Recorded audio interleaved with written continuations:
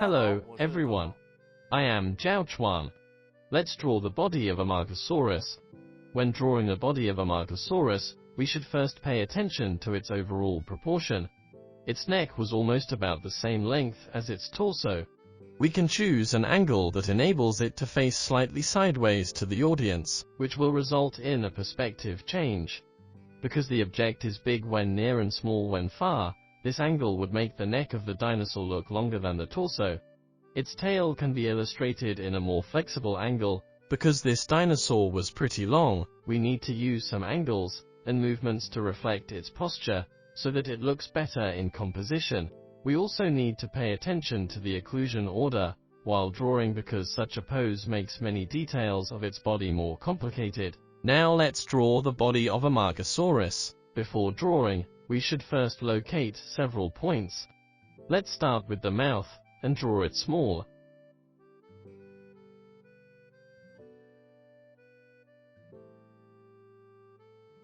We draw its mouth open, with teeth in the front. Its lower jaw was short,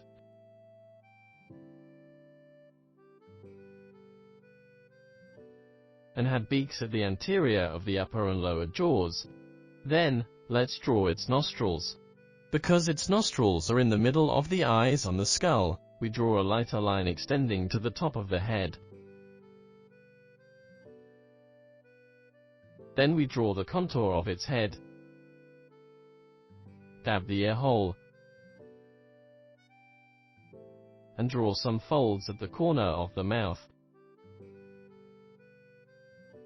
The contours above the eyes have also been shown.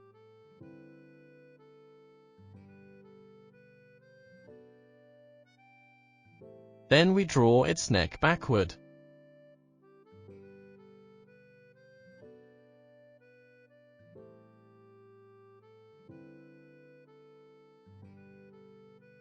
To better control the length and shape of the neck, we can pinpoint the roots of each neural spine. Its neural spines were arranged in a triangular shape as a whole.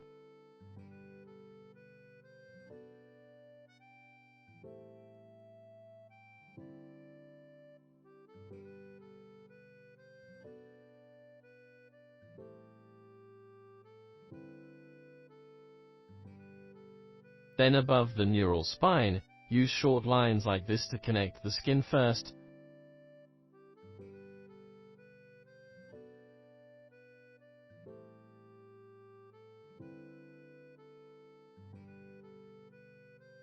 And draw the top spike correspondingly. This spike should keep the same direction as the entire piece of the neural spine.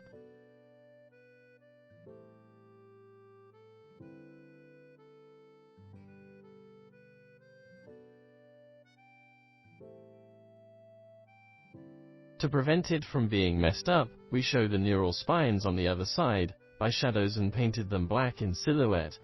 Doing this can also represent a sense of layer. Then complete the neural spines.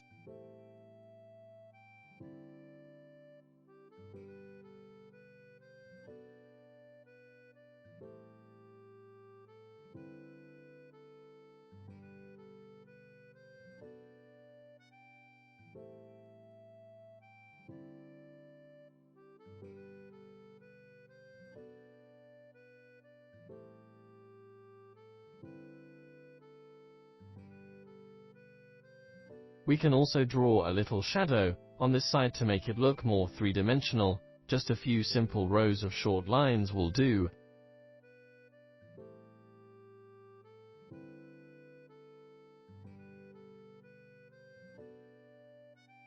The short lines should follow the direction of the neural spine, and the shadows can also be used to express its folds. Next, let's slightly show the boundary between the skin membrane and the neck.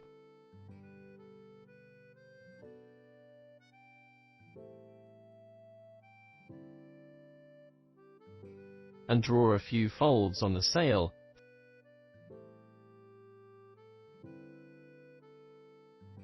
Followed by the boundary between the exposed part of the neural spines and the skin.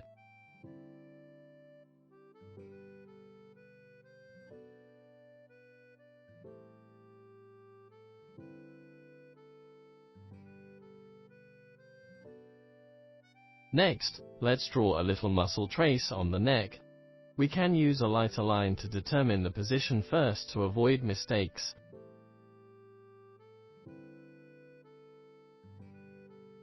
Then draw the lower contour of the neck.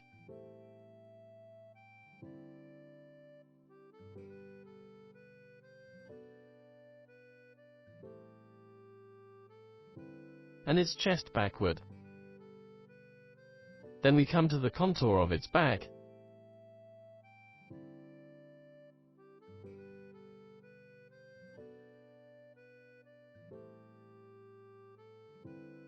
And outline the shoulder blades.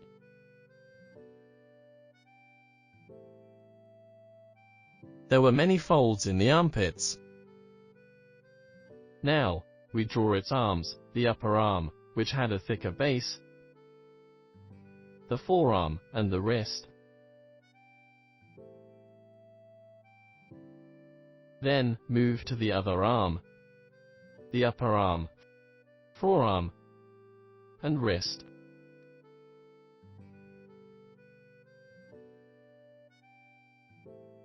There was a relatively large claw on its thumb.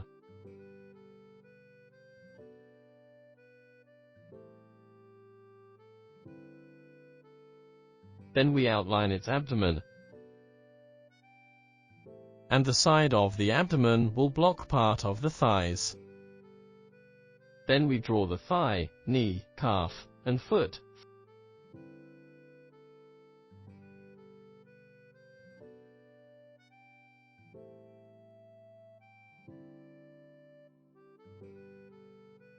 Followed by the other leg, the knee, calf, and foot.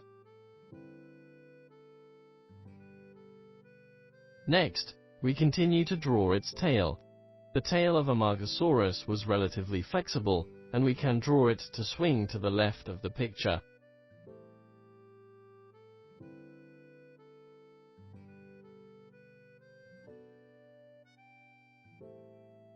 Then we draw the neural spines and spikes on the back.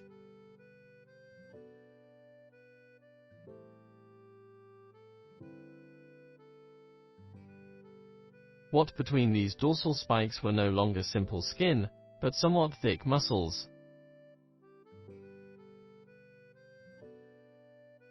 When coming to the tail, the bulge part disappeared, only these spikes remained.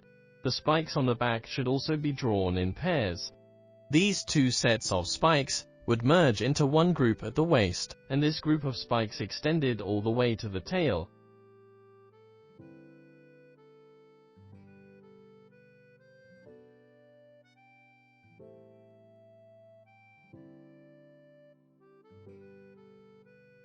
We can draw some shadows and folds on the sides of the pelvis and the abdomen to give it a more three-dimensional look.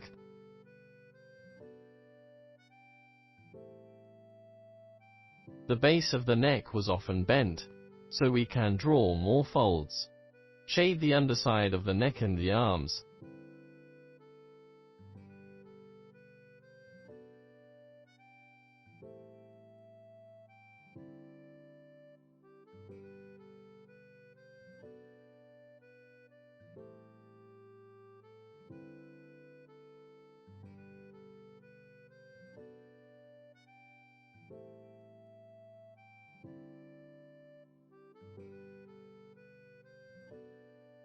Then, we draw some wrinkles on the wrist.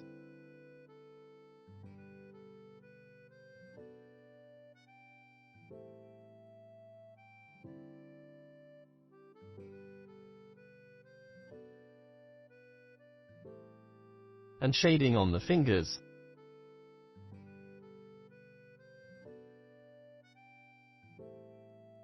We can add a little muscle to the arms, and shade the lower part of the abdomen and the legs.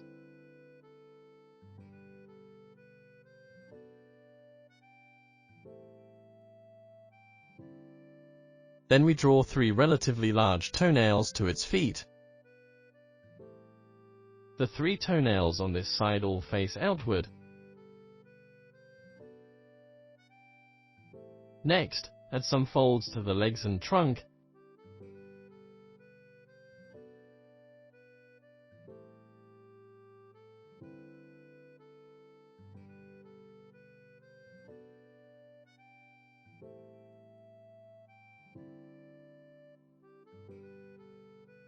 and strengthen the neck muscles.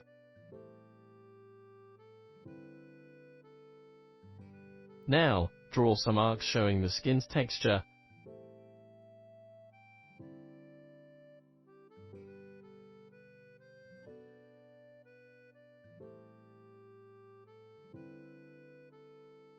And do the same to the tail.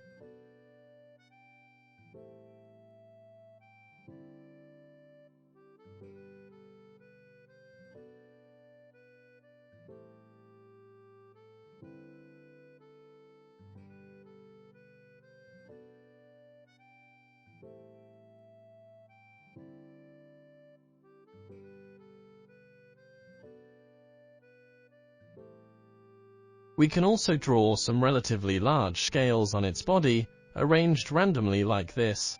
The scales should be drawn neatly when coming near the back, and those on the lower part of the body can be a little messy.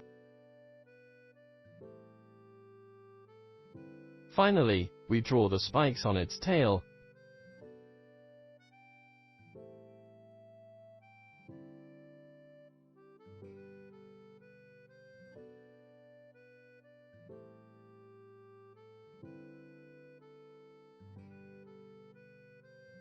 And slightly draw the shadow of Amargasaurus.